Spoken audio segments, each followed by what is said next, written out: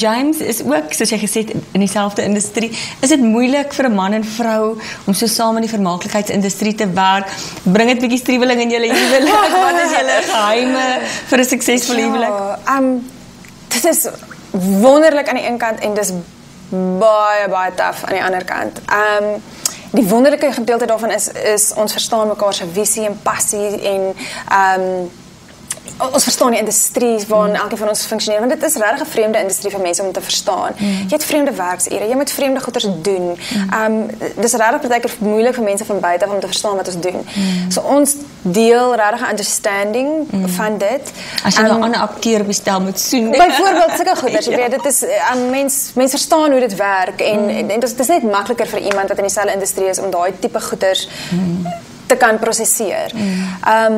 Die slegkant van dit dan weer is, hierdie industrie, soos ek gesê het, sluk regtig so maklik jou lewe in. En om dan boundaries op te stel en te gaan, okay, wag, nou is ons getroud, nou is ons 'n celebrity couple, soos wat hulle dit noem, 'n glanspaartjie. Nou is ons besigheidsvennote, want ek en James het 'n company saam ook, Scramble Productions, wat ons vollengte films mee vervaardig. En nou, jy weet, nou is ons boetie en sussie vir hierdie een, nou is ons vriende, so 'n bietjie regtig daai boundaries op te stel en nie toe te laat dat die industrie dit alles, jy weet, opslurp nie. Dit is nogal 'n regte uitdaging. Ons is nou amper 10 jaar getroud, so fantasties. Genade. Dis al genade van die Here. Ja, vandag. Dit is 'n mylpaal eintlik vandag. Wat sou jy sê is die belangrikste element wat daar in 'n huwelik moet wees? Ek dink kommunikasie. Ja, vir my en James, dit is daai twee goeie, ek sê kommunikasie en genade.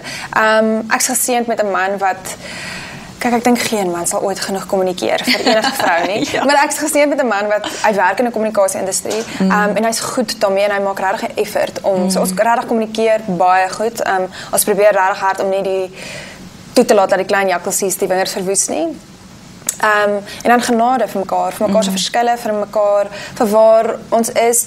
Ek dink deur die 10 jaar het ek en James al besef, soveel as wat ons is en 'n eenheid is saam met die Here, is ons ook nog steeds twee individue en dit het ons nogal 'n ruk gevat om onsself weer te ontdek binne in die huwelik.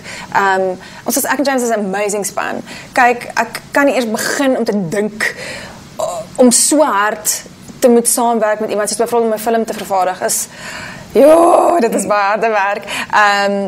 Maar ek kan nie dink om dit saam met iemand anders te doen as saam met James nie. So ek is dankbaar vir daai, ons is regtig 'n goeie span.